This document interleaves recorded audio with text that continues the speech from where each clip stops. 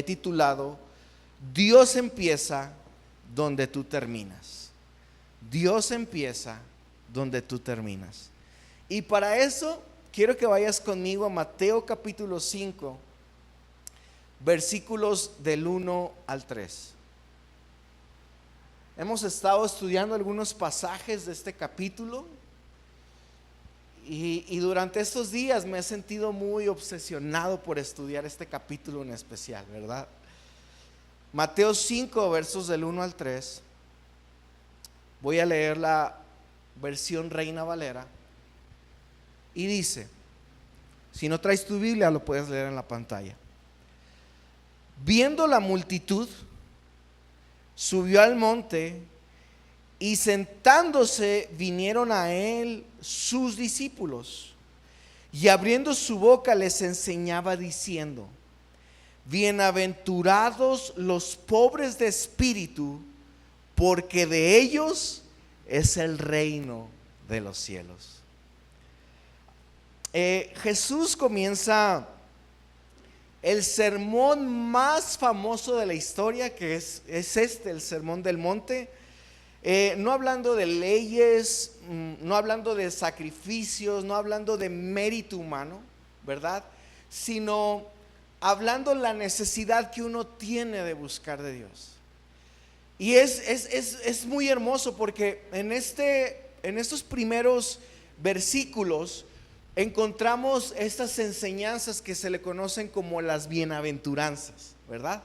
Yo no sé si has escuchado esta palabra bienaventurado, pero esta palabra era muy utilizada por el pueblo judío.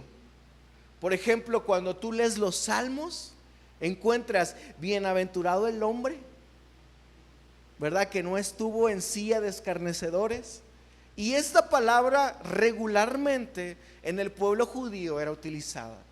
Esta palabra en su palabra original, a mí de chiquito cuando me enseñaron que era bienaventurado, a mí me decían bienaventurado significa doblemente feliz, doblemente contento, y como que uno tenía esta idea de doblemente.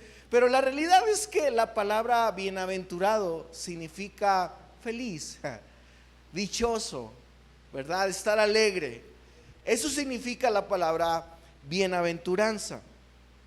Ahora, cuando yo leía este versículo, hay una serie que a algunos de ustedes se las hemos recomendado en otras ocasiones, se llama The Chosen, Los Elegidos. Y esta serie, ¿verdad?, habla un poco acerca de la vida de Jesús. Ahora, cuando yo me imaginaba esta escena del Sermón del Monte, yo me imaginaba precisamente una multitud enorme, ¿verdad?, muchas personas donde Jesús parado gritaba su sermón y hablaba a todas las personas que estaban en ese lugar. Pero quiero que veas conmigo el versículo, vamos a desmenuzarlo poco a poco, porque dice la palabra, viendo la multitud, Jesús vio la multitud, es decir, sí había una multitud. Pero luego sigue diciendo el versículo, subió al monte, como que Jesús vio a una multitud, y no sé si te pasa a ti, pero hay veces que uno se engenta, ¿a poco no? De repente, como que no, ya me engenté, ya lo que quiere es apartarse. Entonces, Jesús ve la multitud, está con esa multitud, pero no dice la palabra que habló a la multitud. Dice la palabra que él subió al monte y sentándose. Yo me lo imaginaba a Jesús siempre predicando parado, gritando, porque a veces son las escenas, ¿verdad?, que uno ve en la televisión, o a veces es la forma en como uno se imagina. Pero dice que sentándose vinieron a él sus discípulos. Ya no fue toda la multitud, sino solamente fueron algunos cuantos. No eran todas las personas, sino solamente aquellos que habían decidido seguir a Jesús. Ahora, ¿quiénes eran sus discípulos? Pues claro, estaban los apóstoles, ¿verdad?, que eran 12. Pero también quiero imaginarme que el grupo era un poco más grande. No sé si recuerdas cuando Jesús envía también, había 70 discípulos que él tenía cercanos, que también los envía de par en par para predicar la palabra. Entonces yo puedo imaginarme que era un grupo, ¿verdad?, muy cercano, un grupo no de miles, ¿verdad?, sino un grupo tal vez más pequeño al que Jesús estaba enseñando. Ahora, la primera bienaventuranza que Jesús habla es acerca de los pobres de espíritu. Y yo no sé si tú te has puesto a meditar o a pensar qué significa ser pobre de espíritu. Porque Jesús no habló a la multitud como les decía o como nos imaginábamos, habló a sus discípulos y les dijo: bienaventurados los pobres de espíritu. Es decir, ¿sería que todos los discípulos de Jesús eran pobres? ¿Ninguno tenía recursos?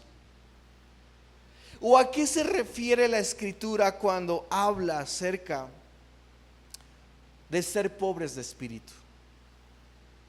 Ahora, esta parte es muy interesante porque en nuestra cultura occidental, cuando pensamos en una persona pobre, ¿verdad?, también podemos identificarla como, o para nosotros una persona pobre es lo mismo que una persona humilde. Cuando alguien se refiere a alguien que no tiene recursos, que no tiene dinero,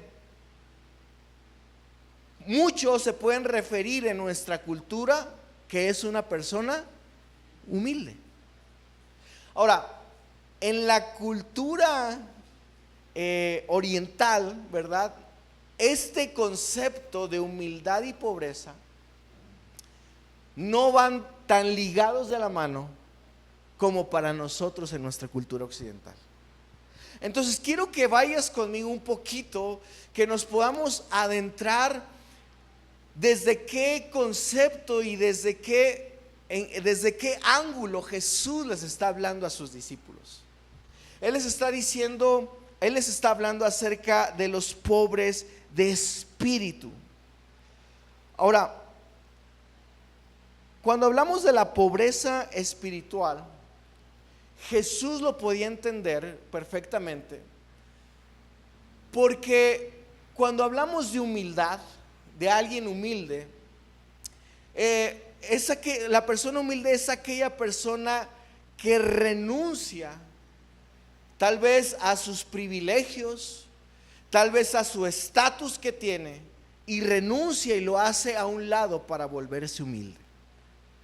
Por ejemplo, nosotros podríamos decir: Jesús fue humilde porque nació en Belén. Belén era un lugar menospreciado. ¿Recuerdas que en la palabra decía: no, de Belén? O sea, hablaban como que qué bueno puede salir de Belén, decían algunos, ¿no? Qué bueno puede salir de ahí, porque era un lugar menospreciado. Uno pudiera decir: Jesús fue humilde porque nació en Belén. Pero muchos niños nacieron en Belén el día que Jesús nació. Ahora, Jesús nació en un pesebre. ¡Ay, qué humilde! Pero tal vez hay niños que nacieron en condiciones más precarias que Jesús. Entonces, ¿cuál era el grado de humildad de Jesús? Bueno, el grado de humildad es lo que nos dice Filipenses capítulo 2, versos 5 y 8, que dice: haya pues en vosotros este sentir que hubo en Cristo Jesús, el cual, siendo en forma de Dios, no estimó el ser igual a Dios como cosa que aferrarse, sino que se despojó de sí mismo, tomando forma de siervo, hecho semejante a los hombres, y estando en la condición de hombre, se humilló a sí mismo, haciéndose obediente hasta la muerte y muerte de cruz. Es decir, Jesús fue humilde porque Él, siendo Dios, se hizo hombre como nosotros. No por el lugar donde nació, no por el lugar es tan incómodo que nació como este establo, sino fue humilde porque Él se hizo hombre como nosotros. Porque este Dios maravilloso, grande, todopoderoso, se hizo hombre. Entonces, aquella persona que es humilde es aquella persona que deja a un lado su poder, su estatus, ¿verdad? Y esa persona la podemos considerar alguien humilde. Por ejemplo, yo no sé si tú has visto, pero hay un hombre que se llama, si no me equivoco, Keanu Reeves, no sé pronunciarlo muy bien, ¿verdad? Pero este actor, muchos lo conocen porque hizo sus películas de Matrix, ¿verdad? En mi época eran las películas buenas, las de Matrix. Y esta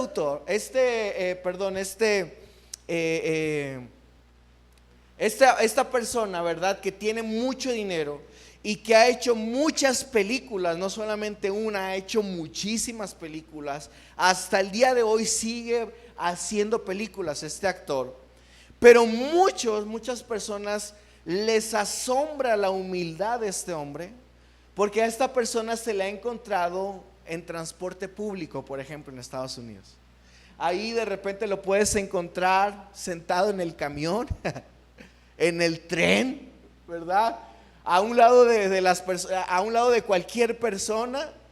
Muchos lo han visto que incluso cede sus asientos a las personas que están embarazadas, a las mujeres, a los ancianos. Se para y cede sus lugares. La gente a veces ni lo reconoce, ¿verdad? A veces está ahí leyendo el periódico muy cómodamente, ¿verdad? Mientras va camino hacia su trabajo para producir alguna película. Entonces, muchos, ¿verdad? Les asombra esta humildad. Uno pudiera decir, pues yo soy humilde porque también ando en camión. Entonces yo también soy humilde como él porque yo también, ¿verdad? Ando en transporte público. No, la realidad es que mire, usted no tiene para comprarse un carro del año y pues ni modo, le tocó andar en camión. Pero él, pudiéndose comprar un carro del año, el mejor carro, pudiendo tener chofer particular, prefiere andar en camión. Se despojó de su estatus. ¿Me está siguiendo? Entonces, una persona humilde es aquel que se despoja de ese estatus que tiene. No sé si me explico. Entonces, que se baja. No podemos decir que a lo mejor tú ves, ¿verdad? Que alguien, no sé, mira, esa viejita vino a hacer el aseo aquí en la iglesia, qué humilde es. Bueno, ¿y qué hace la viejita? Pues se dedica a hacer aseo en casas. Entonces no es tan humilde. Es lo que hace.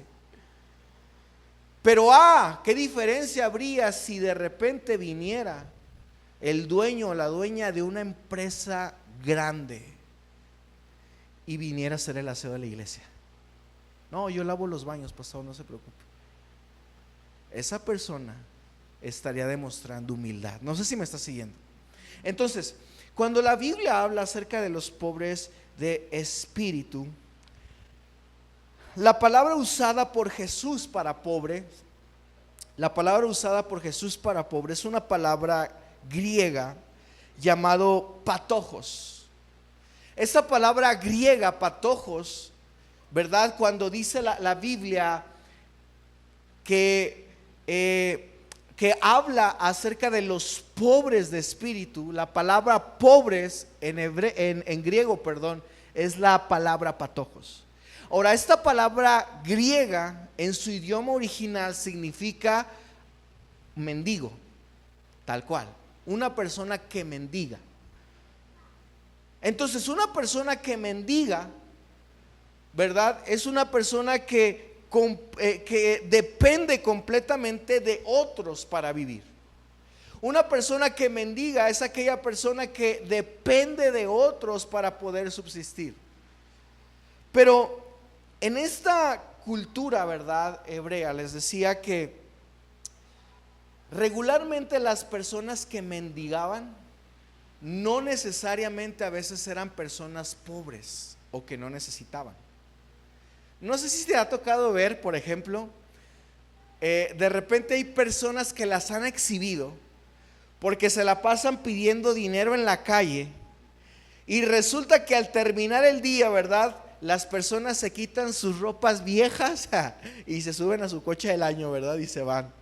Y resulta que hasta tienen 2 o 3 casas y viven solamente de pedir dinero. ¿Sí les ha tocado ver casos así? Bueno, en la cultura hebrea también sucedía que no precisamente las personas que mendigaban regularmente eran pobres, sino que en esta cultura hay muchos que vivían de esta manera porque de alguna manera ellos querían el favor y la misericordia de Dios aunque tuvieran todo. Ok, déjame explicarlo porque veo tu cara como de que, a ver, ¿de qué me estás hablando? En el Antiguo Testamento, no sé si recuerdas, cuando la Biblia habla que alguien sufrió un dolor, una pérdida o sufría de algo, dice la persona que estas personas se vestían de cilicio. ¿Recuerdas? Ahora, ¿qué era vestirse de cilicio? ¿Cómo una persona se vestía de cilicio? ¿Alguien me recuerda? La persona se ponía cenizas, ¿recuerdas? Se llenaba de cenizas todo su cuerpo, es decir, quedaba todo mugroso. Después se quitaba su ropa buena y se ponía la ropa más áspera y más fea que encontraba. De piel de camello, esa ropa rasposa. Se vestían de esa manera para demostrar su luto y su dolor. Ahora, se vestían así ¿para qué? Para que estas personas pudieran encontrar el favor de Dios a través de su necesidad. ¿Recuerdas que Job, un hombre muy próspero, que tenía mucho, él se vistió de esta manera? Porque en medio de su dolor, de sus pérdidas, buscaba el favor, la gracia, la misericordia de Dios para su necesidad. Entonces, no precisamente las personas que se veían así como mendigando, que se veían pobres, realmente eran pobres, sino que se vestían de esa manera para de alguna manera demostrar que necesitaban la gracia y la ayuda de Dios en sus necesidades. ¿Me estás siguiendo? Ahora mira, para explicarlo un poco mejor, quiero que vayas conmigo a Marcos capítulo 10. Marcos capítulo 10, vamos a encontrar ahí la historia de un hombre ciego llamado Bartimeo.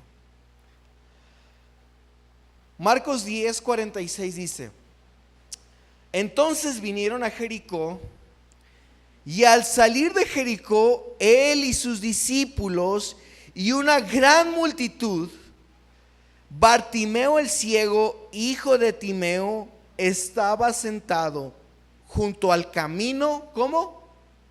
Mendigando. Versículo 47.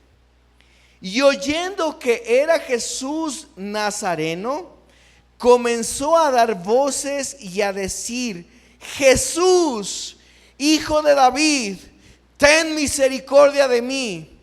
Y muchos le reprendían para que se callase. Pero él clamaba mucho más: Hijo de David, ten misericordia de mí. Entonces Jesús, deteniéndose, mandó a llamarle. Y llamaron al ciego diciéndole: ten confianza, levántate, te llama. Él entonces, arrojando su capa, se levantó y vino a Jesús. Respondiendo Jesús le dijo: ¿qué quieres que te haga? Y el ciego dijo: Maestro, que recobre la vista. Y Jesús le dijo: vete, tu fe te ha salvado. Y enseguida recobró la vista y seguía a Jesús en el camino. Muchos de nosotros tal vez hemos escuchado esta historia de Bartimeo, ¿cierto? Ahora, esta historia es bien interesante, porque ahora que empecé a estudiar un poco más este tema, yo me imaginaba siempre como siempre me habían dicho, siempre me habían predicado, que Bartimeo era un hombre ciego, que no tenía nada, que era muy pobre, ¿verdad? Que vivía de las migajas de lo que la gente le daba. Y aunque de cierta manera sí vivía de esa forma, algunos eruditos y estudiosos creen que Bartimeo en realidad no era una persona pobre. La realidad era que Bartimeo, al ser ciego, al perder su vista, al nacer con esta condición, él, ¿verdad?, renuncia a sus riquezas, renuncia a su posición para mendigar y pedir el favor y la misericordia de Dios. ¿Me está siguiendo? Ahora, ¿por qué digo esto? Bueno, porque según la cultura también, en la Biblia regularmente a las personas importantes se les menciona por su nombre. Por ejemplo, Jesús sanó a otro ciego, ¿cierto? Ahora, ¿alguien de aquí puede decirme cómo se llamaba el ciego que Jesús sanó cuando le puso lodo en sus ojos? ¿Cómo se llamaba? No dice la escritura. ¿Cómo se llamaba aquel ciego, ¿verdad? Del estanque de Siloé. ¿Cómo se llamaba ese ciego? Y eso que en la Biblia encontramos una historia bien larga donde nos dice que sus padres fueron a hablar que los fariseos fueron a hablar con los padres de él y un montón de cosas, pero no nos dice ni cómo se llamaba, ¿cierto? Ahora, Bartimeo, su nombre que es Timeo, ¿verdad? Bart significa hijo, Timeo, hijo de Timeo. Ahora, Timeo, su nombre significaba apreciado, honrado y estimado.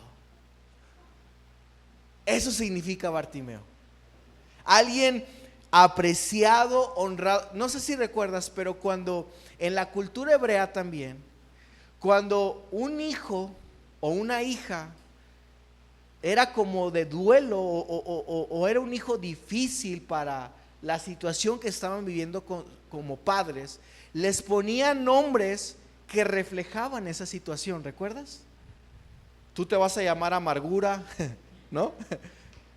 Tú te vas a llamar pobreza, no sé, ¿verdad? O sea, había nombres porque regularmente en la Biblia había nombres que se utilizaban para denotar la imagen de alguien. Por ejemplo, en la Biblia encontramos mucho el nombre de Tamar también. Ahora, este nombre genérico, Tamar, significa palmera. Y en la Biblia tú vas a encontrar que muchas mujeres se llamaban Tamar, no porque así se llamaran, sino era como un nombre para decir que esa mujer era hermosa. A las mujeres hermosas se les llamaba Tamar, y a las feas, Tamal, ¿verdad? No es cierto. Pero Timeo, su nombre significaba apreciado, honrado, estimado. Es decir, cuando sus padres lo tuvieron, realmente sus padres dijeron: este hijo es apreciado, es amado. Es decir, Bartimeo había nacido en una buena posición y por eso es el único ciego que sí se le menciona su nombre, porque era una persona también importante. Ahora, no solamente eso, sino que dice la Biblia que él entonces, arrojando su capa, se levantó y vino a Jesús. Ahora, la capa en aquel tiempo también era, cuando alguien tenía capa era porque también tenía estatus. No sé si me explico. Es como si hoy alguien tuviera su chaqueta, su chamarra, ¿verdad? Algo bonito. Los otros ciegos, por ejemplo, cuando Jesús los sanó, ninguno menciona que tenía capa, ¿cierto? Ahora, Bartimeo tenía capa. Este hombre mencionan su nombre y por eso se cree que Bartimeo había tomado esta posición de mendigo no porque no tuviera recursos, sino porque él quería la misericordia y el favor de Dios sobre su vida. ¿Me está siguiendo? Ahora, tenemos una necesidad en nuestra vida. Un hombre que dijo: ser pobre de espíritu es una completa ausencia de orgullo. Es una conciencia de nuestra necesidad espiritual. Ser pobres de espíritu significa eso, ser consciente de la necesidad tan grande que hay en mi vida o en nuestra vida, de que no podemos hacer las cosas solos, sino que necesitamos de Dios. ¿Quieres ver el reino de Dios en tu casa? Comienza a reconocer la necesidad de Dios en tu vida. ¿Sabes? Cuando hay conflictos en el matrimonio, regularmente los conflictos existen o están porque hay orgullo. Porque dentro del matrimonio siempre alguien quiere tener la razón. Y pensamos que la otra persona está mal. Y como yo tengo la razón, entonces nos amachamos a nuestra posición. Queremos que las cosas se hagan como yo quiero, de la manera en como a mí me gusta. Pero alguien que es humilde o pobre de espíritu dice: necesito la sabiduría de Dios para amar como realmente Dios ama. Aquel que es pobre de espíritu reconoce que muchas veces no todo el tiempo tiene la razón. Reconoce que hay cosas que están mal en su vida, que necesitan ser cambiadas. Sabes, a mí me asombra ver cómo de repente yo conocí a una persona, que esta persona era bien llevada, ¿verdad? Pero todo el mundo la sopapeaba, le ponían apodos, o sea, lo trataban mal al hombre, ¿verdad? Pero cuando llegaba a su casa, a su mujer la traía aquí, ¿verdad? Y su mujer sí no le podía decir nada, su mujer no le podía decir ni un apodo. Cuando todos le decían de cosas, ¿verdad? Y él, por sentirse muy machito, es que aquí yo mando y yo digo y yo esto. Dios tuvo que humillarlo. Porque sabes, cuando nos enaltecemos, Dios tiene que trabajar con nuestros corazones para humillarnos. Muchos de nosotros hemos pasado situaciones en nuestras vidas difíciles, no porque Dios desee eso para nosotros, sino porque desea que aprendamos a crear humildad en nosotros. ¿Me está siguiendo? Mira, Dios esta parte la ha trabajado mucho conmigo. Yo reconozco que en algún momento yo fui, en ocasiones batallo, porque todavía batallo con el orgullo. Yo soy una persona muy orgullosa. Soy una persona que de repente recuerdo que a mí en lo personal, por ejemplo, soy una persona que aprende las cosas muy rápido.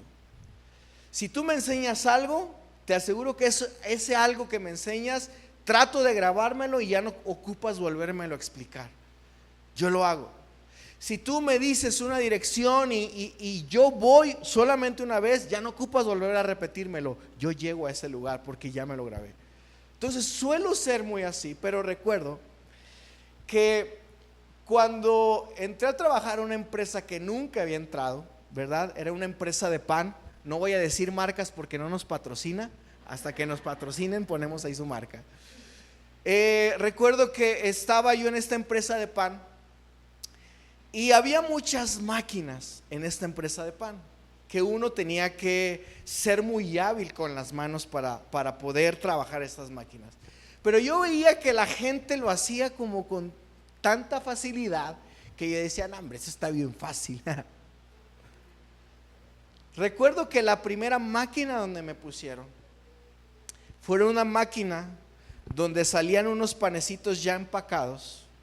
Y lo que yo tenía que hacer era agarrar 4 paquetes de panecitos y echarlos en una charola, después otros 4 y otros 4, y llenar la charola con 12 panecitos. Eso era lo que tenía que hacer. Dejabas la charola, agarrabas otra, llenabas otros 12 y seguías amontonándolos hasta tener una torre de 24. Y dije, fácil, a mí se me da todo, yo soy muy bueno para todo. Ay, a mí, ay, no, esto hasta con los ojos cerrados me lo aviento.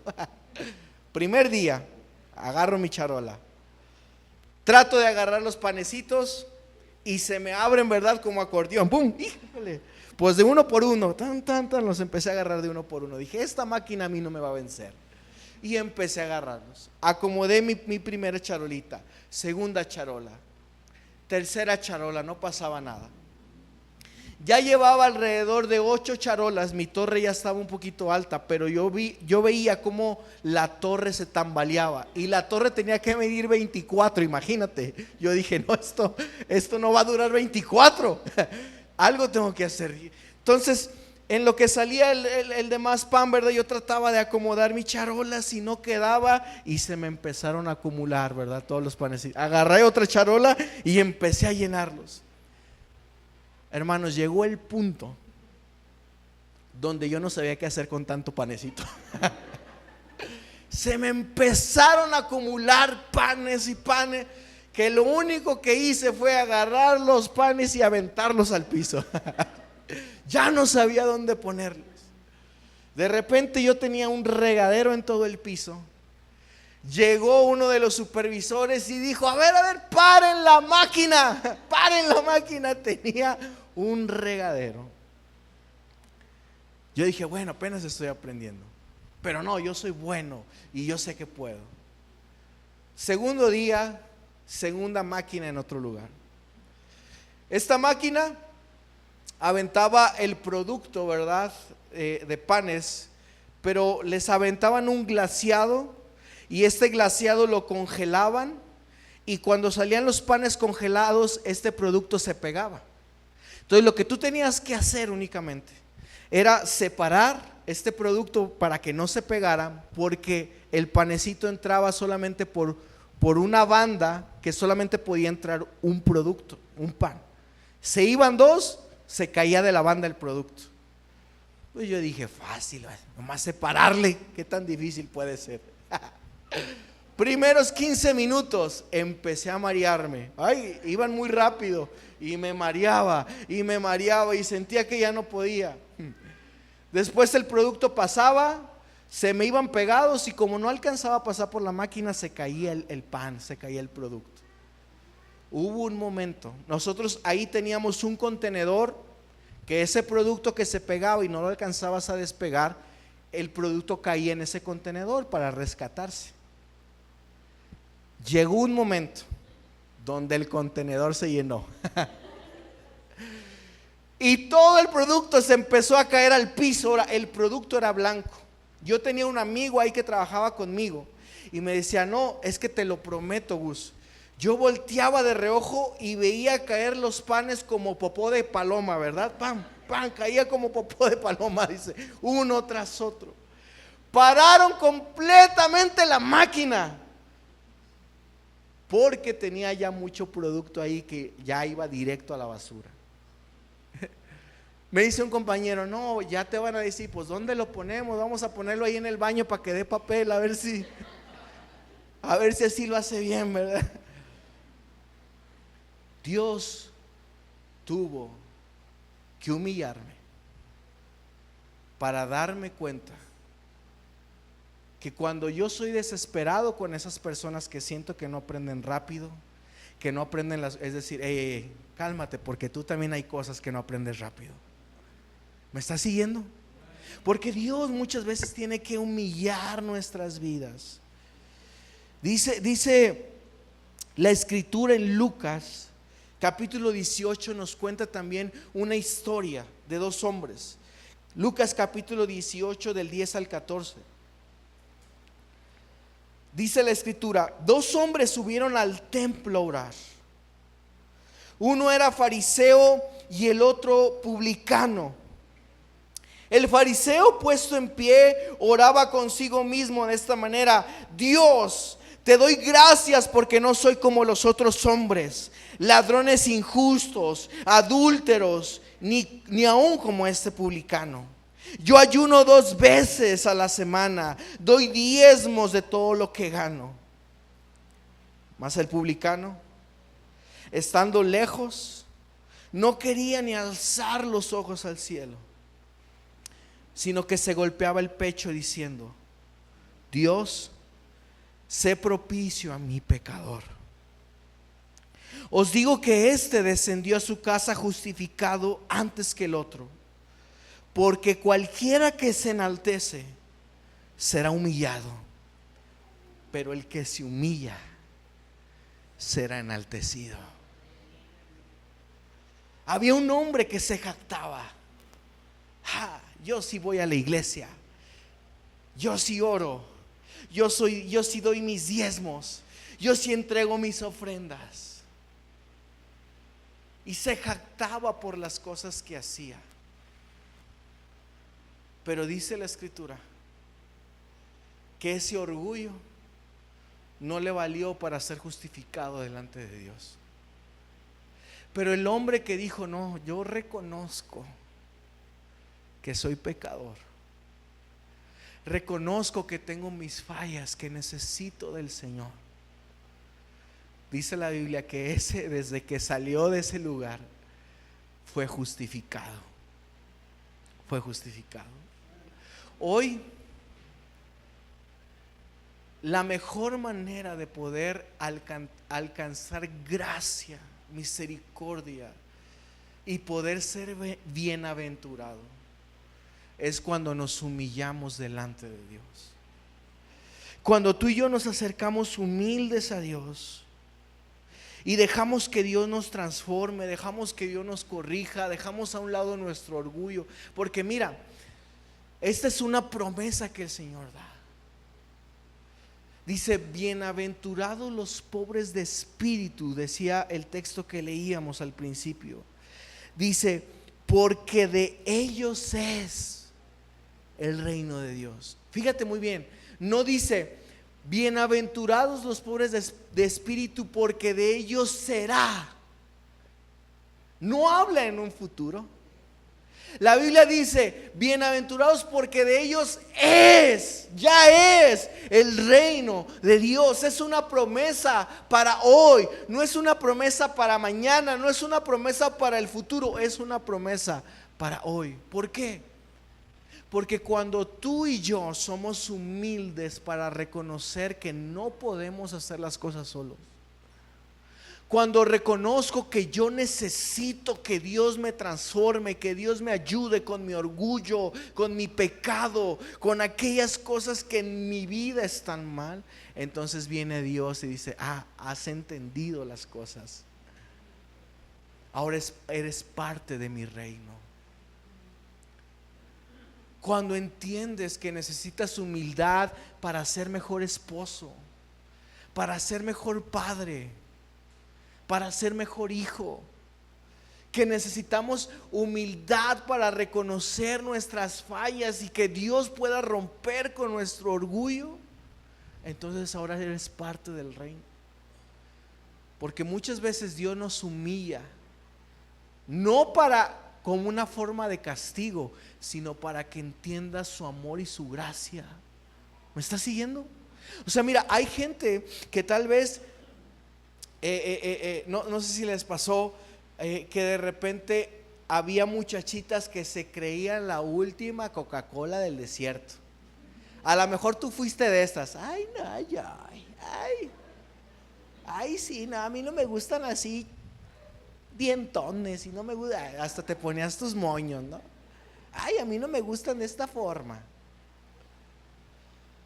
Pues Dios te tuvo que humillar, dándote al gordo, al dientón, a ese que no quería, a ese Dios te lo dio. ¿No les pasa? Dios te humilla. Ay, no. Mira, Hay una película, ya la hemos recomendado aquí, que se llama Cuarto de Guerra. En esta película hay un hombre, el esposo es un hombre de dinero, trabaja en una buena empresa, tiene muchos recursos. Al hombre lo agarran robando, lo descubren ahí haciendo unas tranzas, y de repente ese estatus que el hombre tenía, pum, el hombre lo pierde. Y de repente su esposa empieza a ganar más que él, porque a él le dan un trabajo de menor salario que el de su esposa, y Dios tuvo que humillarlo. Pero él reconoció y dijo: ahora entiendo que estaba mal. No sé si me explico. Dios tiene que utilizar estos métodos, no precisamente para hacernos un mal, sino es muchas veces para nuestro bien. ¿Me estás siguiendo? Entonces Dios quiere que nosotros seamos humildes, pobres de espíritu, para que podamos acceder a las cosas del reino que Él tiene para nosotros. La Escritura dice, y con esto quiero empezar a cerrar, si me ayudan con música para poder ministrar, se los agradecería. Primera de Pedro, capítulo 5, verso 6. Lo voy a leer en la pantalla porque como que ya me caló la luz y ya no alcanzo a leer las letras de aquí del celular. Dice, ¿puedes leerlo conmigo? Humillaos pues bajo la poderosa mano de Dios, para que Él os exalte cuando fuere tiempo. Humillaos pues bajo la mano poderosa de Dios, para que Él os exalte cuando fuere tiempo. ¿Sabes? Cuando tú y yo nos humillamos delante de Dios y reconocemos nuestra necesidad y dejamos a un lado nuestro orgullo, nuestro estatus, cuando dejamos a un lado nuestra dependencia para querer hacer las cosas nosotros solos, entonces Dios va a exaltar nuestras vidas como es necesario. Hoy yo pudiera decir tal vez: no, yo soy un pastor humilde porque tengo un carro despintado. Ay, qué humilde soy. No, pues la realidad es que no tengo otro más nuevo.